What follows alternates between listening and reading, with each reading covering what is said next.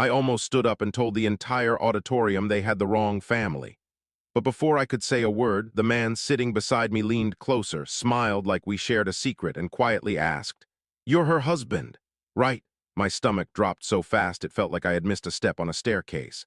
I stared at him, searching his face for some clue that this was a joke, but he wasn't laughing. He looked genuinely confused. "Excuse me," I managed to say. He blinked, then frowned. "Sorry." I thought. Before he could finish, the lights dimmed, and every conversation around us faded into silence. My daughter, Lily, walked onto the stage with her violin tucked carefully beneath her chin, completely unaware that one simple question had just shaken everything I believed about my life. My name is Daniel Carter. I'm 39 years old, married to my wife, Rachel, for almost 13 years, and until that evening I would have told anyone we were an ordinary family. We weren't perfect. We argued over bills sometimes. We forgot anniversaries. We were both tired more often than we admitted. But we still ate dinner together most nights, still laughed at the same old movies, still tucked Lily into bed with the same bedtime routine we'd followed since she was 5. If someone had asked me that morning whether I trusted my wife, I would have answered without thinking. Completely. That's why the stranger's question refused to leave my mind, even as Lily played the opening notes of her solo. I'd arrived at the recital almost 20 minutes late because traffic had backed up after a minor accident. Rachel had texted me earlier saying she'd save me a seat near the front, but when I rushed inside, every row looked packed. I spotted one empty chair in the third row, and before I could ask if anyone was sitting there, the man beside it waved me over. "Go ahead," he'd said. She told me her husband would probably make it just before the performance started. At the time, I thought he meant someone else. It didn't seem important, but now every word replayed in my head differently. She told me her husband would probably make it. My pulse started pounding so loudly I barely heard the music anymore. I looked across the aisle until I found Rachel. She sat 4 seats away, smiling proudly at Lily on stage. She looked beautiful in the navy blue dress she'd worn to church last Sunday, her hair tucked behind one ear exactly the way I liked it. Everything about her seemed completely normal. Too normal. She never looked toward me, not once. It wasn't because she couldn't see me. I was sitting almost directly across from her. Instead, every few seconds, her eyes drifted toward the man beside me, not long enough for anyone else to notice, but long enough for me to catch it. Tiny glances. Tiny smiles. Tiny moments that suddenly felt much bigger. Maybe I was imagining it. Maybe the stranger had simply mistaken me for someone else. That had to be the explanation. People make mistakes all the time. I tried convincing myself of that, but my chest stayed tight. When the applause erupted after Lily finished her performance, Rachel finally looked my way. For just a second, surprise flashed across her face. Not happiness. Surprise, almost. Alarm. Then she smiled quickly and waved. It lasted less than a heartbeat before she turned toward the stranger again. He gave her a small nod, gathered his jacket, and quietly walked out before parents even started leaving their seats. Rachel watched him disappear through the side exit. I watched her watching him. Neither of us moved. Lily joined the other children backstage while families began filling the aisles with flowers, hugs, and cameras. Rachel finally walked over, kissed my cheek, and said, "I'm so glad you made it." Her voice sounded steady, but her hands weren't.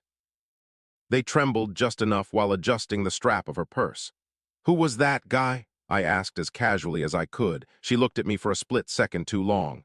"What guy?" she replied. I turned toward the exit where he disappeared only moments earlier. "The man who saved me a seat."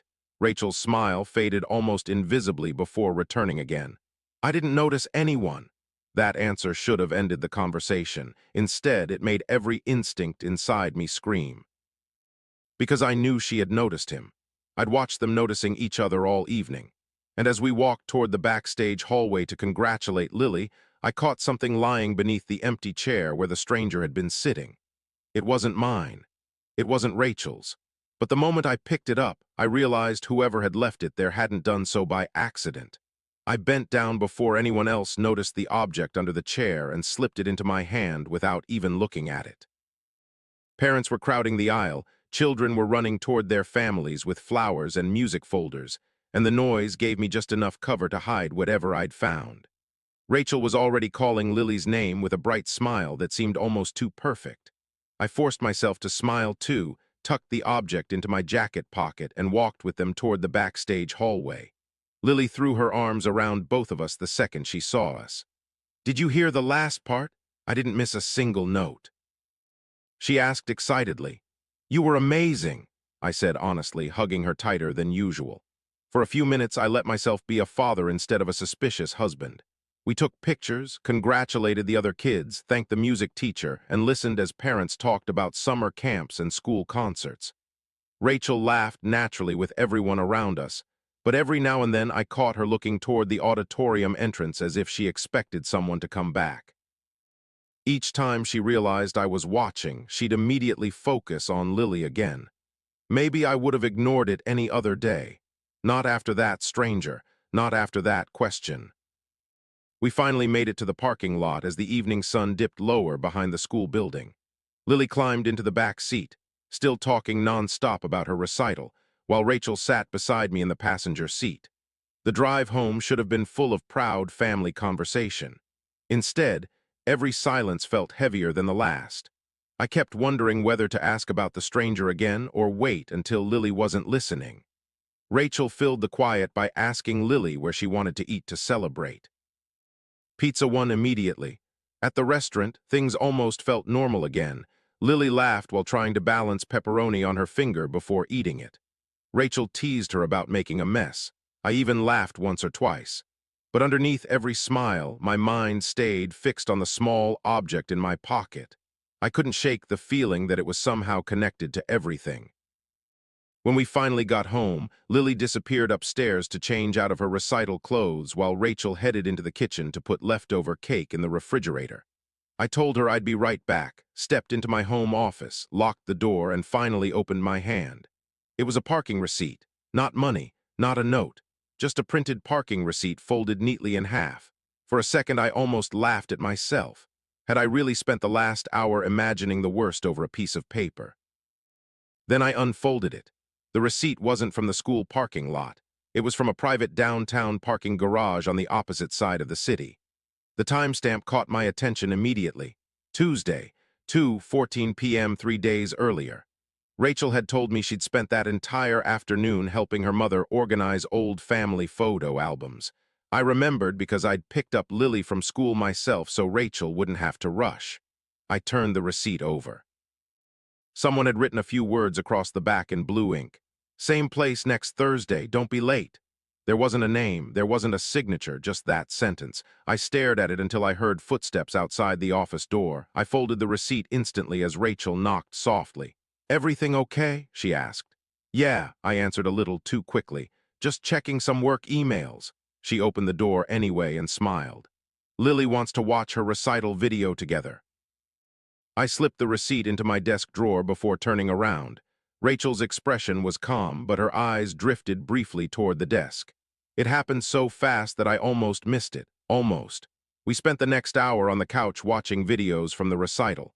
Lily kept pausing the recording to laugh at funny faces people were making in the audience. Then she froze the screen suddenly.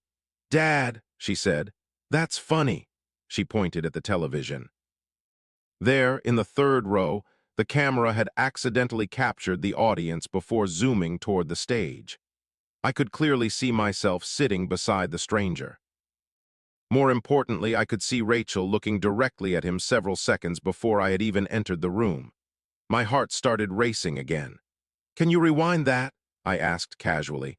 Lily backed it up a few seconds. Rachel shifted uncomfortably beside me. This time I watched carefully. The stranger looked toward Rachel.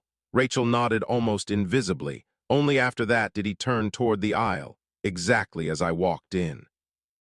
It looked less like coincidence and more like he'd been waiting for me. "Weird camera angle," Rachel said quickly before Lily could replay it again. She reached for the remote and skipped ahead to Lily's solo. I didn't argue. I couldn't. My thoughts were moving too fast. Later that night, after Lily had gone to bed, I walked downstairs for a glass of water. The house was quiet except for the soft buzz of Rachel's phone vibrating on the kitchen counter. She wasn't in the room. The screen lit up for just a second with a preview of a new message before it disappeared. I didn't touch the phone. I simply read what appeared on the lock screen. He picked up the receipt. What now? My blood ran cold. Before I could process those 6 words, Rachel's footsteps echoed from the hallway, and by the time she entered the kitchen, the phone was already dark again. She looked at me, then at the phone, and for the first time in our 13 years of marriage, neither of us said a single word. Rachel's eyes flicked from my face to the phone on the counter, and for one long second neither of us moved. She picked it up so naturally that anyone else would have believed nothing was wrong. "Just one of the moms from orchestra," she said with a small shrug before slipping the phone into her pocket. I nodded as if I believed her, but inside, every piece of the evening kept crashing together. The stranger had saved me a seat. He had asked if I was Lily's husband. A receipt with a handwritten message had been left beneath his chair. Then someone had texted Rachel. He picked up the receipt. What now? None of it felt random anymore. None of it made sense either. That night I barely slept. Every time I closed my eyes, I replayed the recital in my head, searching for details I'd missed. Around 3 in the morning, I quietly got out of bed and went downstairs. The receipt was still hidden inside my desk drawer. I spread it on the desk again and studied every line. The parking garage address stood out. It wasn't near Rachel's mother's neighborhood. It wasn't near her office. It was close to a small business district filled with coffee shops, law offices, and a boutique hotel. I opened my laptop and searched the address. Nothing unusual appeared, but one building caught my attention because I'd been there years ago for a work seminar. Across the street from the garage sat a family counseling center. I frowned. Could Rachel have been going there? If she had, why lie about it? Before I could think any further, I heard the bedroom floor creak upstairs. I quickly folded the receipt and returned to bed. The next morning, Rachel acted exactly as she always did. She packed Lily's lunch, reminded her to bring home her music folder, kissed me goodbye before work, and smiled like the previous night had never happened. The normal routine somehow made everything feel stranger. After dropping Lily at school, I found myself driving toward the downtown parking garage instead of going straight to my office. I wasn't even sure what I expected to find. Maybe nothing. Maybe proof that I was letting one confusing evening get inside my head. The garage looked ordinary. People walked in and out carrying coffee cups and briefcases. I parked nearby and crossed the street slowly. Then I noticed something that made me stop. Mounted beside the payment machine was a security camera pointing directly toward every car entering and leaving. If Rachel had really parked there on Tuesday afternoon, the camera would know. I laughed quietly at myself. I wasn't some detective. There was no chance anyone would hand over security footage to a random husband with questions. Still, as I stood there wondering what to do next, someone behind me spoke. "Looking for someone?" I turned around. It was him, the stranger from the recital. Same gray jacket, same calm expression. My pulse jumped instantly. "You," I said before I could stop myself. He looked almost relieved. "Good, I was hoping you'd come." Every instinct told me to walk away, but my feet stayed planted. "Who are you?" I demanded. "Why did you save me that seat?" He glanced around before lowering his voice. "Not here." "Then answer me anyway," he sighed. "My name is Michael. What I'm about to say is going to sound unbelievable, but you deserve to know something." My chest tightened. "Know what?" Before he answered, a black SUV rolled slowly past us. Michael watched it carefully until it disappeared around the corner. His entire expression changed. "We don't have much time," he muttered. "Your wife isn't who you think she is." Anger hit me immediately. "Don't talk about my wife." "I'm not trying to hurt you," he replied. "I'm trying to stop you from making the same mistake I did." I stared at him, unable to tell whether he was telling the truth or manipulating me. "Then explain the text message, explain the receipt, explain why you knew I'd arrive late to my daughter's recital." Michael rubbed his forehead like someone exhausted from carrying a secret too long. "The receipt wasn't meant for you, it was meant for Rachel." "Then why leave it under your chair?" He hesitated. "Because I changed my mind." My frustration boiled over. "Stop speaking in riddles." He reached into his jacket pocket and slowly pulled out a folded photograph. "Before you decide whether to trust me," he said quietly, "look at this." I unfolded the picture. It showed Rachel standing outside the same downtown parking garage. She wasn't alone. Beside her stood Michael. They appeared to be talking seriously. My heart sank. "See," I whispered. "I knew it." Michael immediately shook his head. "No, that's exactly what you're supposed to think." He pointed toward the edge of the photo. I looked closer. Reflected faintly in the glass doors behind them was a third person holding a camera almost hidden by the sunlight. That picture was taken on purpose, Michael said. Someone wanted you to find it eventually. Before I could ask another question, his phone rang. He looked at the screen and all the color drained from his face. "They're early," he whispered. "We have to leave right now." He grabbed my arm, but at that exact moment I heard another familiar voice call my name from across the street. I turned and saw Rachel standing on the sidewalk, staring directly at us, her expression filled with shock and fear. Rachel stood frozen across the street, her eyes locked on Michael's hand gripping my arm. For a heartbeat, nobody moved. Then she hurried toward us, not with the anger I expected, but with panic written all over her face. "Daniel, don't leave with him," she shouted. I pulled my arm free and stepped back from both of them. "Somebody starts talking right now," I said. "No more half-truths, no more secrets." People walked past us without paying attention, completely unaware that my marriage seemed to be hanging by a thread on an ordinary sidewalk. Rachel looked at Michael with obvious frustration. "I told you he wasn't ready." Michael let out a long breath. There was never going to be a perfect time. I looked from one to the other. "How do you even know each other?" Rachel reached into her purse and slowly pulled out a business card. It was from the family counseling center across the street. "6 months ago," she said quietly, "I found out Lily had been struggling more than either of us realized. Her music teacher noticed she was becoming anxious every time you and I argued at home. She recommended family counseling." I stared at the card. "Why wouldn't you tell me?" Rachel's eyes filled with tears. "Because every time I suggested counseling in the past, you said therapy was for people whose marriages were already falling apart. I was afraid you'd refuse before even listening." I remembered saying something like that years earlier after a coworker's divorce. At the time, it had seemed like a harmless opinion. Hearing it repeated back to me now felt different. Rachel continued, "I met with the counselor alone first because I didn't know how to ask you. Michael was another client there. His marriage actually ended because he waited too long to face problems at home. We only spoke in the waiting room a few times." Michael nodded. "When Rachel mentioned the recital, I realized I recognized your name. We'd crossed paths once at a company charity event years ago. I knew she wanted to tell you about counseling but couldn't find the courage." I frowned. "Then why all the mystery? Why the receipt?" Michael looked embarrassed. "Because I made a terrible decision. I thought if I pushed you into asking questions, maybe you'd finally listen before your family reached the point mine did." Rachel sighed heavily. "I told him not to get involved." I took the folded parking receipt from my wallet. The note said, "Same place next Thursday, don't be late." Rachel gave a tired smile. "That's the counselor's way of reminding clients about their next appointment if they ask for handwritten reminders instead of text messages." I accidentally dropped it when I met Michael after one session to ask how he'd convinced his wife to attend counseling before they separated. "And the text message?" I asked. Rachel unlocked her phone and handed it to me without hesitation. The conversation was still there. Michael's message read, "He picked up the receipt. What now?" Rachel's reply underneath surprised me. "Nothing. I'm done hiding this. I'll tell him myself." She never had the chance because I'd already started following the clues on my own. I felt foolish, but mostly I felt tired.